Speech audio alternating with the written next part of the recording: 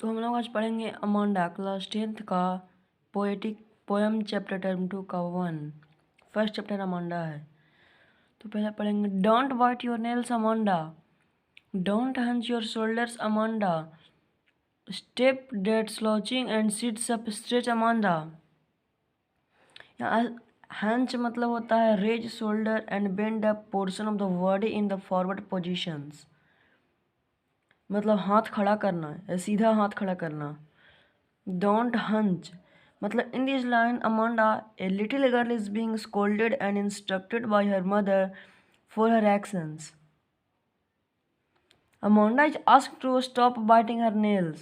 He is also instructed to sit straight without bending her shoulder because her mother bent to her sit in the right posture. The last word Amanda is used is an exclamation mark to show the irritation and frustration of Amanda's mothers. मतलब इसमें कहा जा रहा है कि Amanda को नाखून काटने के लिए इसकी माँ डांट रही है, गर्दन को जैसे सब मुड़ी नीचे का चलता है उसके लिए डांट रही है, सीधा बैठने के लिए बोल रही है। जो यहाँ नीचे ब्रैकेट में दिया हुआ है, जो ये ब्रैकेट में सेंटेंस दिया हुआ है, ये अमांडा सोच रही है। तो अमांडा क्या सोचती है सुनिए। There is a language Emerald sea, where the sole inhabitant is me, a mermaid drifting blissfully. इसमें लैंग्वेज का मतलब होता है reluctant to exert itself. Mermaid मतलब एन इमेजनरी सी, मतलब इसे सोच रही है। इमेरल सी मतलब होता है अपने मन में सोच के एक किसको क्या कहते हैं, जब हम लोग काल्पनिक समुद्र जो हम लोग कल्पना करते हैं। ड्रिफ्टिंग मतलब एकदम धीरे धीरे। इस कहने का मतलब है Amanda is lost in her world of imagination while her mother is instructing her in the world. She imagines that she is a mermaid and who lives alone in the beautiful green sea. She imagines that a mermaid who would move in the soft waves of the sea. She believes that a mermaid her life would be peaceful and releasing.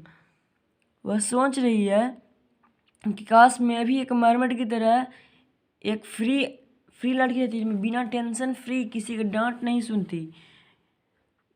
ये पूरा sentence है वो Amanda सोच रही है।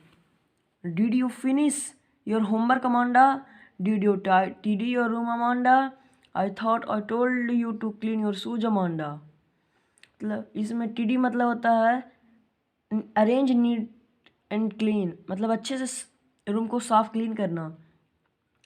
अमांडाज mother is asking if she is finished her homework, whether she is cleared her room.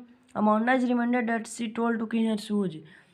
इसमें उसकी माँ कह रही है अमांडा क्या तुमने अपना रूम साफ़ किया, जूते साफ़ किए। ये गुस्से में उसकी माँ उसके प्रति बहुत ही टेंशन। यहाँ पर दो बात उत्पन्न हो रही है। उसकी माँ टेंशन ले रही है, उस पर से ब्लेम कर रही है। तो अमांडा क्या सोचे सुनिए। I am orphan remaining the street, I pattern soft dust with my hushed bare feet, the silence is golden, the freedom is sweet. यहाँ पर अमांडा ऑर्फन मतलब होता है अनाथ बच्चा, रोमिंग मतलब होता है टू बिना कोई लक्ष्य लिए हुए, हस्ड मतलब एकदम शांत स्थिर। इसका एक्सप्लेनेशन सुनिए। Again Amanda is not playing any attention to her mother, मतलब फिर अपनी माँ के कोई ध्यान नहीं दे रही है। Amanda is her world of imagination, वो अपनी काल्पनिक दुनिया में चली गई। She imagines that she is an orphan child who is freely roaming around on the street. वह सोचती है कि काश मैं भी एक अनाथ बच्चे की तरह चारों ओर घूमती बिना किसी टेंशन के। She is no shoes on bare feet, उसके पैर में कोई भी चप्पल या शूज नहीं होता ताकि उसको कोई साफ ना कर सके। She is loving the silence and freedom to do anything in a world of imagination. वह अपने इस दुनिया से एकदम खुश है क्योंकि इसमें उसको किसी प्रकार का टेंशन नहीं, किसी प्रकार का कुछ है। Don't eat the chocolate Amanda, remember your action Amanda, will you please look at me when I am speaking to you Amanda. उसकी माँ कह रही है चॉकलेट मत खाओ अमांडा, याद है ना तुम्हें क्या हो जाता है, इससे मुंह पर पिंपल हो जाता है। Will you please look at मी, क्या तुम मेरी तरफ देख सकती हो जब मैं तुमसे बात करती हूँ Amanda.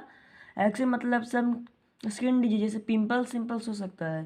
Explanation, in this line Amanda is instructed by her mother to not eat chocolate. She is reminded that eating chocolate and previously caused her accident. As Amanda is lost in her own thoughts, she is not paying attention to her mother. So her mother strictly asked her to look at us in the way. I am Rapunzel. I have not care. Life in a tower is a tranquil and rare. I will certainly never let down by bright hair. रपंजल है ना, जो एक German लड़की का नाम है जिसके एकदम लंबे लंबे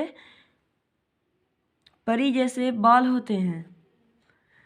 Rapunzel is the name of a girl in German fairy tale who had made to live alone in high tower and very high, very long.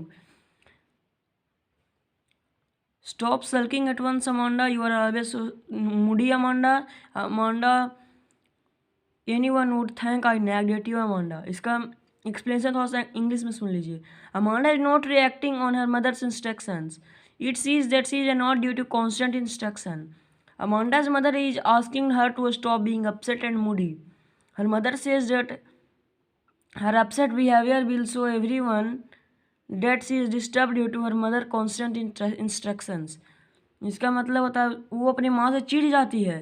जिसकी माँ बोलती है कि तुम बहुत ही मनमानी करने लगी हो अमांडा, मेरी कोई बात पर तुमको कोई असर नहीं पड़ता है, तुम बहुत बदल चुकी हो अमांडा. इसी के साथ ही वीडियो एंड होता है. अमांडा जो कि रॉबर्ट क्लेन द्वारा लिखा गया था.